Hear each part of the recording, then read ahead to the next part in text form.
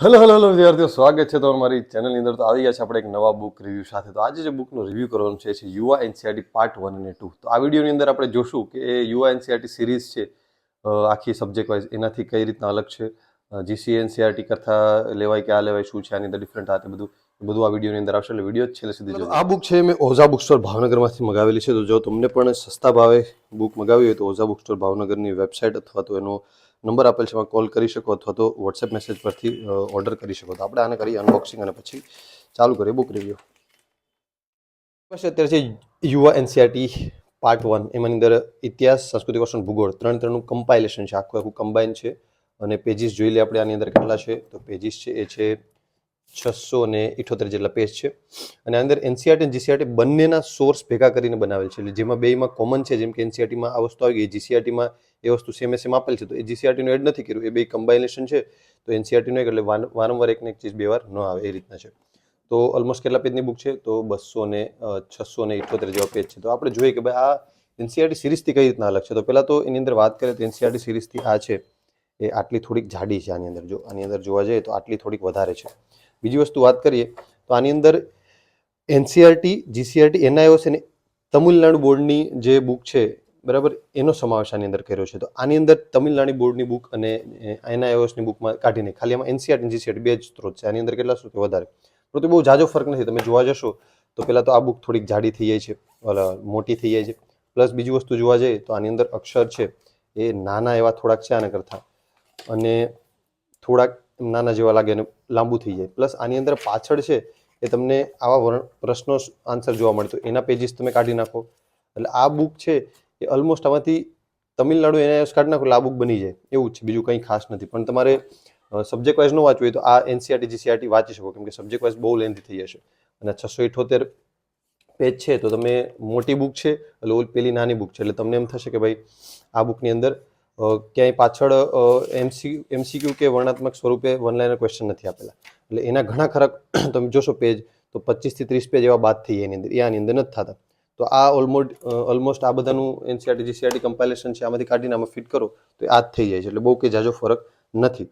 પણ તમારે એનઆઈઓએસ અને તમિલનાડુ બુક જે પીએસઆઈ અને કોન્સ્ટેબલ માટે જરૂર નથી, એટલે આ એક બુક કમ્પાઇલેશન લઈ લેવી સારી. હવે જીસીએથી કેમ અલગ છે? તો જીસીએની આપણે વાત કરીએ તો જીસીએની પણ આપણી પાસે બુક છે. તો જીસીએમાં એવું છે કે આ બંનેની બુકની જાડાઈ તો સરખી છે, ને આમાં પણ નાના એવા અક્ષરો એને જેટલા જ છે. પ્લસ આની અંદર ખાલી એનસીઈઆરટી છે 6 થી 12, ઓલ્ડ અને ન્યૂ. એની અંદર જીસીઈઆરટીનું જે અમુક પાર્ટ છે એડ કરેલ નથી, અમુક વસ્તુ જીસીઈઆરટીમાં હોય તો એ બંને આમ તો જો 660 ને 678 પાના, તો આમ તો બે હરખી જ થઈ ગઈ. આની અંદર જીસીઈઆરટીનો થોડોક પાર્ટ વધારે છે, તો એ રીતના તમને જોવાનું છે. ને બેમાં ઇતિહાસ, ભૂગોળ ને વારસો બધી કવર થાય છે. તો કોન્સ્ટેબલ માટે કઈ લેવી? તો ભાઈ આ સરસ મજાની બુક છે. કોન્સ્ટેબલ પીએસઆઈ માટે આ લેવી કે સબ્જેક્ટ વાઇઝ લેવાની જરૂર નથી, કેમ કે જીસીઈઆરટી, એનસીઈઆરટી જ આધારભૂત સ્ત્રોત છે. તમિલનાડુ બોર્ડના ક્યાં આપણે જોવા જવાનું છે કે એ મને નથી લાગતું કે પૂછે કદાચ, તો એ જોઈ લેવું.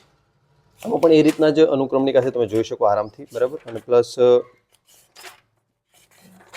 ભારતનો સાંસ્કૃતિક વારસો, નાટ્યકલા, ભારતની ભૂગોળ. તો હું તો કહું આ બુક છે 678 પાના, આને 5-6 વાર ગોખી નખાય એટલે ઇનફ થઈ ગયું, પછી બહુ કંઈ કરવાની જરૂર રહેતી નથી. બરાબર. ચાર્ટ ઇન્ડેક્સ આ તે બધા પેજ કાઢી નાખો એટલે તમને આમ તો ઘણા બધા આમાં 20-25 પેજ તો નીકળી જાય. જો અહીંયા બધું સોર્સ લગાવે, એલસીઆરટી કઈ છે, ઓલ્ડ એનસીઈઆરટી, જીસીઈઆરટી, આના ટોપિકના સમાવેશ કરવામાં આવેલ છે. તો એ રહી છે સમજાવ. એટલે તમને આ બુક પણ એમ તો ખાસી મોટી લાગશે, તમને લાગશે કે નાનકડી બુક છે, પણ નહીં. 678 પાના એટલે તમે એનસીઈઆરટી સિરીઝને બધી ભેગી કરો, બધું કટ કરીને આમ તો બની જ જાય છે, બહુ કંઈ છે નહીં. આની અંદર બધું સોર્સ આપેલા છે, પાછળ એમસીક્યુ ખાલી નથી આપેલા. પછી આદિમાનવના હાથે, એટલે પહેલા ઇતિહાસ, પછી ભૂગોળ, સાંસ્કૃતિક વારસો, એ રીતના જ કરેલ છે. એવું નથી કે ભાઈ એનસીઈઆરટીમાં પહેલા આપણે ઘણી વાર જીસીઈઆરટીમાં જોઈએ તો પહેલા ઇતિહાસ આવે, ઘણી વાર ભૂગોળ આવે, આડું એવું નહીં. આમાં ડાયરેક્ટ બધું ભેગું, પહેલા ઇતિહાસ પછી ભૂગોળ, તમને વાંચવામાં આઈડિયા આવે. આની અંદરથી આપણે એક ટેસ્ટ સિરીઝ સરસ મજાની કાઢવાની છે, ઇતિહાસ ભૂગોળનું, એનસીઈઆરટીમાંથી જ સ્પેશિયલ. તો આપણી ચેનલને જરાક સબસ્ક્રાઇબ કરી દેજો, જોઈ લેજો, બરાબર છે. અને પીએસઆઈ કોન્સ્ટેબલ માટે સરસ મજાનું આવશે.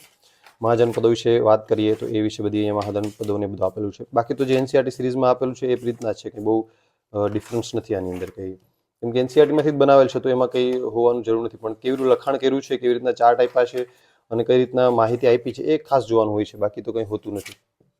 તો આ બધા ચેપ્ટરની અંદર ગુપ્તકાલીન ભારતની અંદર કઈ કઈ વસ્તુ થઈ, ગુફા સ્થાપત્ય, એટલે ગુપ્તકાલીનમાંથી જેટલું બધી જગ્યાએથી ભેગું કરીને આમાં નાખી દીધું, એટલે તમારા માટે એક ઇઝી પડે. ઘડીક વાર તમે 6ઠ્ઠા ધોરણમાંથી ગુપ્ત વાંચો, ઘડીક વાર 11મા ધોરણમાં ગુપ્ત વાંચો, એના કરતાં એકવાર આખું ગુપ્ત કાળ વિશે શું છે એ બધું આમાં આવી જાય. હર્ષવર્ધન ને બધું 6ઠ્ઠા ધોરણમાં આપેલું છે.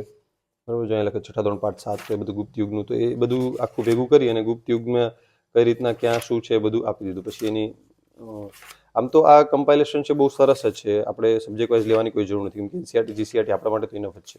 આમ તો ઘણા એનસીઆરટી જ ઇનફ છે, પણ જીસીઆરટીનું થોડોક પાર્ટ જો સમાવેશ થઈ જતો હોય તો આપણે ખૂબ સારી વસ્તુ રહે એમ. રાજપૂત યુગ, દિલ્હી સલ્તનત થઈ જાય, પછી ભક્તિ સૂફી આંદોલન છે, મુગલ યુગ છે, વિદેશી પ્રવાસન વૃત્તાંત છે, આધુનિક ભારતનો ઇતિહાસ અલગ પાડી દીધો આ બધા ચેપ્ટર છે એની અંદર, તો આ પણ એની અંદર સારું એવું થઈ જાય છે. આમ તમને આ બુકના 20-25 પેજ વાંચવામાં અઘરા પડે ઓલી નાની બુક કરતાં, એનસીઆરટી સિરીઝ કરતાં, કેમ કે નાના નાના પેજીસ છે અને આમાં મોટા પેજીસ છે, તો એ રીતનું તમે સમજી શકો કેટલું લખાણ વધારે, દરેકમાં લગભગ આટલું લખાણ તો વધી જાય, એટલે એટલા પેજમાં આટલું લખાણ, એટલે તમને લાંબુ તો પડે પણ તમને દેખાવામાં એમ લાગે કે ઓકે છે. જ્યાં ઇમેજ આપેલ છે ત્યાં ઇમેજ, નકશા બક્ષા ને બધું તો જે આપેલું છે બધું છે, જેને વાંચવામાં થોડીક મજા આવે એવું છે. અને આમ બ્લેક એન્ડ વ્હાઇટ બુક છે. જે જીસીએનસીઆરટી છે એમાં થોડુંક કલર છે ને, કલરિંગ છે પણ મલ્ટી 2 કલર છે ખાલી મસ્ત, તો એ થોડુંક વાંચવામાં થોડુંક તમને ક્યાંક ને ક્યાંક કેવડાવે એવું છે. અહીંયા ચાર્ટ છે અને નકશાઓ છે, ગાંધીયુગ, આઝાદી પછીનું ભારત, સાંસ્કૃતિક વારસો આવી ગયો એની અંદર. જોઈ લે એની અંદર કયા કયા ટોપિક છે. જો આટલા ટોપિક ચાલે, ઓલમોસ્ટ ભારતનો સાંસ્કૃતિક વારસો બીજી ક્યાંથી કરવાની જરૂર પડતી નથી. અહીંયા બધું જે મંદિરમાં આને શિખર કહેવાય અને વિમાન કહેવાય, આ તે આમલક ને આ તે બધું, એ બધું અહીંયા આપી દીધું છે, એટલે તમને વાંધો નથી.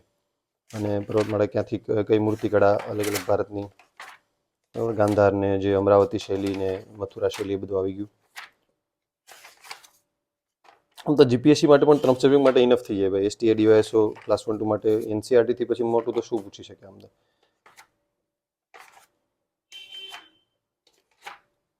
તમને એક બુક હોય તો તમને એમ લાગે કે હા ભાઈ એક બુકમાં જ છે બધું આવી ગયું છે, ને 2, 3, 5, 6 બુક હોય તેમ થાય ઓહો સબ્જેક્ટ વાઇઝ બુક છે આવું તેવું, એટલે તમને અઘરું પડે. સાહિત્ય છે, પ્રાચીન મધ્યકાલીન ટેકનોલોજી છે, તહેવારો, મેળાઓ છે, મહત્વના કિલ્લાઓ, ભૌતિક ભૂગોળ. ભૌતિક ભૂગોળમાં આ બધું જો ચાર્ટ 11ની જીસીઆરટીમાં આપેલ છે સ્ટાર્ટિંગમાં, એ જ છે ભૂગોળ. એક બ્રહ્માંડ છે, આ એનસીઆરટીનો ફોટો હતો આગી હોય, આ બધી પણ પિક્સ છે આની અંદર બધું. પૃથ્વીનું ઉદ્ભવનું ક્રાંતિ, આંતરિક રચના વિશે છે. આંતરિક રચના વિશે જો ઇમેજ ઓલી છે એ આપેલ છે કે નહીં, હા તો આ બધી ઇમેજ આપેલી છે, બરાબર છે. તો આ બુક તો આમ તો ઇનફ થઈ જાય. ભૂમિ સ્વરૂપો, આ બધી જો આ બધી એનસીઆરટીની જે ઇમેજ છે બધું મૂકેલી છે. આપણા અહીંથી ચેપ્ટર છે ભૂમિ સ્વરૂપો, અલગ અલગ ખડકો અને જમીન, ભાઈ આગ્નેય પ્રસ્તર ખડકો, વાતાવરણમાં કેવું આવ્યું, કેટલો ક્ષોભારણ, સપ્તાહરણ, કઈ રીતના વાતાવરણ કામ કરે, તાપમાન કઈ રીતના વધે ઘટે, શું છે, અલ નીલો લાલ નીલો છે, આ પ્રેશર બેલ્ટ છે, બધા દબાણોના પટ્ટાઓ છે, તો સરસ છે. આમ તો વાંધો નહીં. તો આમ તો કહું, હું તો સજેસ્ટ કરીશ કે સિરીઝ લેવા કરતાં આ લઈ લેવી સારી. લઈ લીધી હોય તો કંઈ વાંધો નથી, જીસીએ લઈ લીધું હોય તો સારું, વાંધો નહીં, પણ જો લેવાની બાકી હોય તો આ લઈ લેવાના. આને વારંવાર ઘસી નાખવીને. આ સામાન્ય ભૂગોળ છે જેમાં ગ્રુપો, સ્થાન, સીમાંતર, એ બધું આમાં સમાવેશ થઈ જાય છે, બરાબર છે. તો એ તમારે હું તો કહું લેવી કરતાં આ એક આઈડિયા વધારે સારો રહેશે કોઈ પણ એક્ઝામ માટે હોય તો.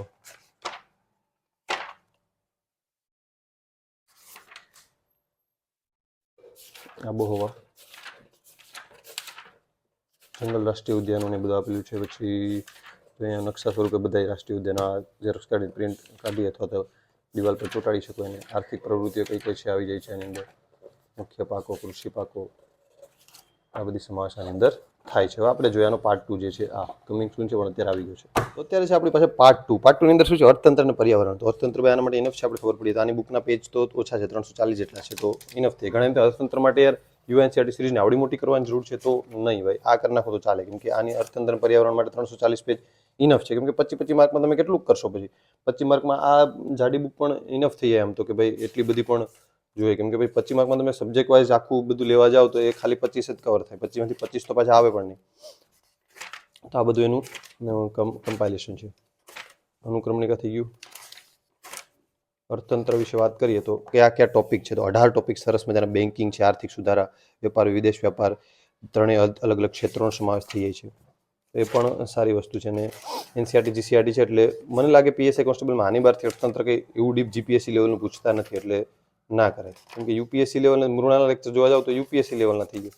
આમાંથી કોઈ ટોપિક ના સમજે તો ડાયરેક્ટ યુટ્યુબમાં જોઈ લો કે ભાઈ ડિમાન્ડ સપ્લાય માર્કેટ સિસ્ટમ શું છે, તો એ ડાયરેક્ટ તમને સમજાવી દેશે કોઈ પણ ટોપિકમાંથી. અને આવી રીતના ચાર્ટ વાઇઝ. પછી નેશનલ ઇન્કમ શું છે, તો એ બધું તમને યુટ્યુબમાંથી લેક્ચર્સ આરામથી અવેલેબલ મળી જશે તમને, એટલે એનું કોઈ વાંધો નથી. જીડીપી ને બધું આની અંદરથી તમને ખબર પડી. ઘણા જે 0થી હોય બરાબર. જો નાણાંનું સર્જન કઈ રીતના થાય, પેલા બાર્ટર સિસ્ટમ હતી, પછી ધીરે ધીરે નાણાંનું કઈ રીતના બધું આપ્યું છે અહીંયા ઇમેજ સ્વરૂપે. બેન્કિંગ પ્રણાલી કઈ રીતના કામ કરે છે, કઈ કઈ બેન્કો આવે, એનબીએફસી આવે, સરકારી બેન્કો આવે, કઈ રીતના એની અંદર શું હોય છે, બધું આખું ડિટેલમાં છે. એના વિશે વિડીયો જોઈ લેવા, જો ન સમજાય તો. બાકી આની અંદરથી વાંચો એટલે આ કન્ટેન ઇનફ છે એની અંદરથી, કેમ કે પછી બહુ મોટી 1000 પાનાની બુક ખાલી અર્થતંત્ર માટે નથી, કેમ કે અર્થતંત્ર ખાલી 25 માર્ક્સનું નથી પૂછાતું, બાકી તો હજી જોઈએ. એની અંદર પાછું 3 સબ્જેક્ટ ભેગા થઈને 25 માર્ક્સ, 60 અર્થતંત્ર, ઇકોનોમિક્સ એન્ડ માંડ 25 માર્ક પૂછે છે. આર્થિક સુધારાઓ, એલપીજી રિફોર્મ થતા, ઉદારીકરણ ને બધું, પ્રાઇવેટાઇઝેશન ને બધું થયું, એના વિશે માહિતી, વિદેશ વ્યાપાર છે, પ્રાથમિક ક્ષેત્ર કઈ કઈ છે, શું કહેવાય, સંલગ્ન, પછી દ્વિતીય ક્ષેત્ર હશે, પછી તૃતીય ક્ષેત્ર એટલે સર્વિસ સેક્ટર હશે, સેવા ક્ષેત્ર, આંતરમાળખું એનું કઈ રીતના છે, શું છે, બરાબર છે. વાણી અને વસ્તી અને માનવ સંસાધન વિશે માહિતી આપી દીધી છે, કઈ રીતના વસ્તી, ગરીબ બેરોજગારી, ગ્રામીણ અર્થતંત્ર છે, ગરીબી અને બેરોજગારી પર આઈએમપી ટોપિક છે, નૂતન નમૂનો, ભારતીય નૂતન પ્રશ્નો, બરાબર છે. પર્યાવરણ હશે, પર્યાવરણની અંદર કયા ટોપિક સમાસ થાય છે એ આપણે જોઈ લઈએ. એટલે જો પરિસ્થિતિ, જૈવ નિવેશ, જૈવ વિવિધતા, પ્રદૂષણ, જળવાયુ, એસિડ વર્ષા, આ બધા જે જંગલો, પર્યાવરણ સંબંધિત, પર્યાવરણ ટકાઉ વિકાસ લક્ષણ શું, આઈએમપી છે, એસટીજી, સસ્ટેનેબલ ડેવલપમેન્ટ ગોલ્સ. તો જેણે ફોરેસ્ટની તૈયારી કરી છે અને પર્યાવરણ વિશે ખબર છે, આવા ટોપિકમાંથી કેવું પૂછાય, એટલે પર્યાવરણ થોડુંક સ્ટ્રોંગ હશે. પહેલાં તો સામાન્ય પર્યાવરણનો પરિચય આપેલો, પરિસ્થિતિ કે ઇકોલોજી શું છે, એની અંદર કઈ કઈ વસ્તુનો સમાવેશ થાય છે, એની વસ્તુના ઇકોસિસ્ટમ અને ફંક્શન છે, એના કાર્યો કઈ રીતના કામ કરે છે, આખું ઉપભોક્તા કઈ રીતના હોય ને, કોઈ પરજીવીના આજીવીના પર જીવે છે ને બધું. પછી એના પછી આ નાઇટ્રોજન ચક્ર ને બધું આઈએમપી છે, કદાચ ઘણાને ખબર હશે. નિવસન તંત્રના પ્રકારો આવી જાય, જૈવ વિવિધતા આવી જાય, બરાબર, ડાયવર્સિટી છે, ઇકો ડાયવર્સિટી વિશે આખું, બાયોડાયવર્સિટી, જે વિવિધતા કન્વર્ઝેશન છે બધા થયા, બરાબર, અભયારણ્ય બધું. પ્રદૂષણ વિશે પણ આઈએમપી છે, અત્યારે ખૂબ પ્રદૂષણનું વધી ગયું છે, તો પ્રદૂષણ કઈ રીતના, કયું વાયુ કોને નુકસાન કરે, શું છે, પ્રદૂષણમાં મેન્સમાં પણ પ્રશ્નો પૂછાઈ શકે છે એનું. ક્લાઇમેટ ચેન્જ તો આઈએમપી છે જ, આના વિશે તો કરીને જ જાઉં. બાકી કરંટ અફેર મોસ્ટ ઓફ આની અંદરથી હોય છે. પર્યાવરણ તો એકવાર બેઝિક જે ઓઝોન સ્તર શું છે, આ છે, એની કઈ રીતના રચના છે, એ બધું જોઈ લેવું સારું રહે. પછી આપણે કરંટ બેઝ જે ટોપિક હોય એને ચર્ચામાં લેવાનું, પણ એકવાર આ નોર્મલ માહિતી આટલી તો ઇનફ છે, પછી પર્યાવરણ માટે અલગ બુક લેવાની જરૂર નથી, બરાબર છે. આ હતા બુક રિવ્યૂ કેવા લાગે જરૂરથી જણાવજો, અને નેક્સ્ટ કઈ બુકનો રિવ્યૂ કરો જણાવજો. ચેનલ સબસ્ક્રાઇબ કરી લેજો, બરાબર છે, અને કંઈ પણ હોય તો મને જરૂરથી મેસેજ કરી દેજો. આઈએસટીજીના બધા ટોપિક છે. તો મળીએ નેક્સ્ટ લેક્ચરની અંદર. Good bye, C you, Tata.